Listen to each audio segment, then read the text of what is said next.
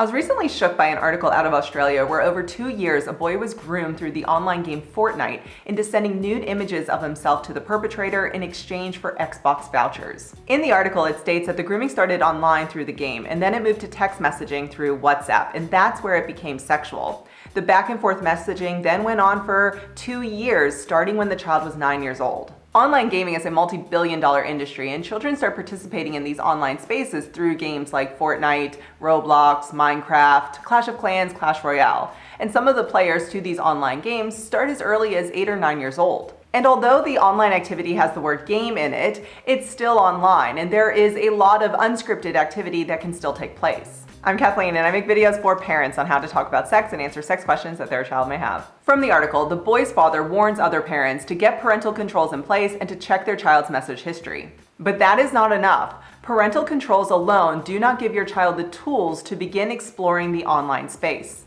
Now, I'm not saying don't use parental controls. What I am saying is if you are putting parental controls onto your devices and not explaining why you are doing so to your child, it's like giving your child a bike with training wheels without ever planning to take those training wheels off. Because if you can't explain to your child why you are putting parental controls into place, then it's more than likely that your child is not sufficiently prepared to be establishing an online presence.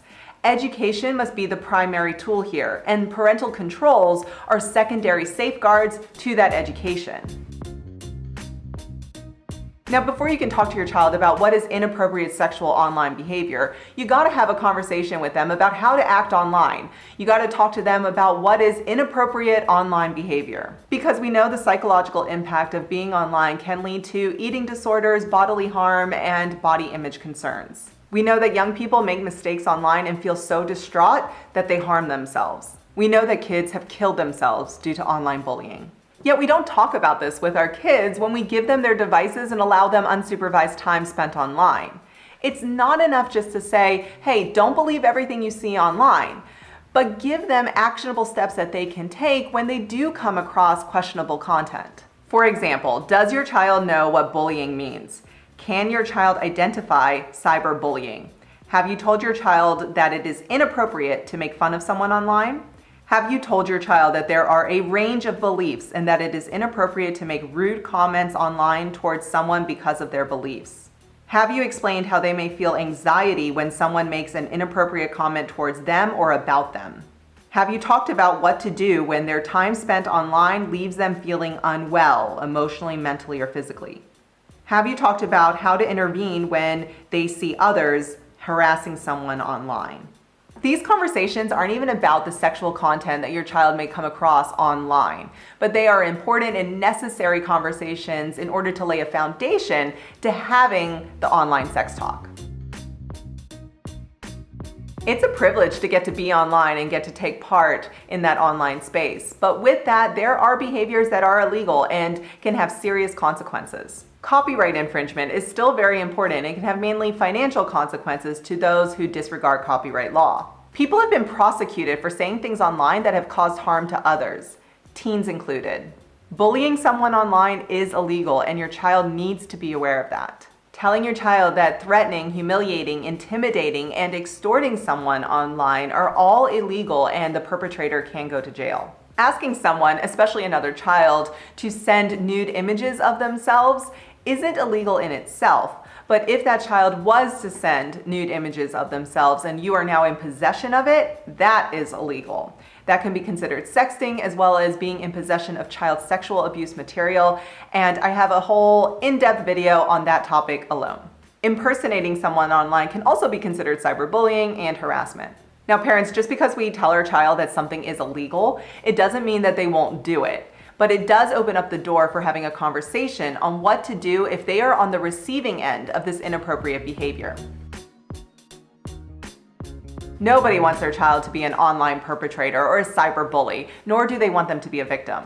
By explaining what inappropriate and illegal behavior looks like online, your child will start to have an idea of what to be aware of and what to look out for during their time online. But what do they do when they recognize this behavior? Here are the 5 steps that I recommend to parents for instructing their child on what to do if they become aware of or recognize inappropriate or illegal activity online. Take screenshots if possible, because then this allows for an evidence trail if it needs to go to the authorities. Don't respond. If the inappropriate or illegal behavior is happening to you, don't respond and then go back to number 1 and take the screenshot. Show and tell me. By coming to me, we can talk about how to proceed. Whether that means we are going to draft a response and send it back, or we're not going to send anything back, but we're going to contact their parents or guardians, or if it is something that we just need to go straight to the authorities, we will do it together. Many times kids don't go to their parents out of fear that they will get in trouble. Remind them that you will always use this as a teaching opportunity for learning how to behave responsibly online.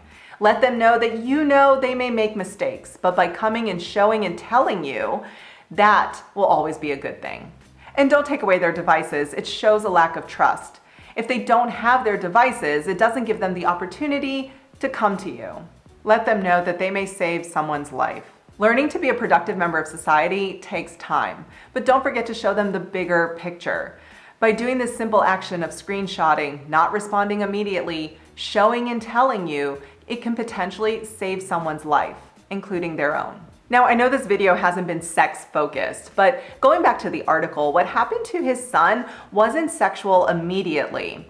Talking with your child about how to recognize inappropriate and illegal behavior online is basic online literacy, and it's a foundational education for your child. So what to do when your child comes across sexual content or is propositioned for sexual content follows these same basic steps. So how do you have this conversation?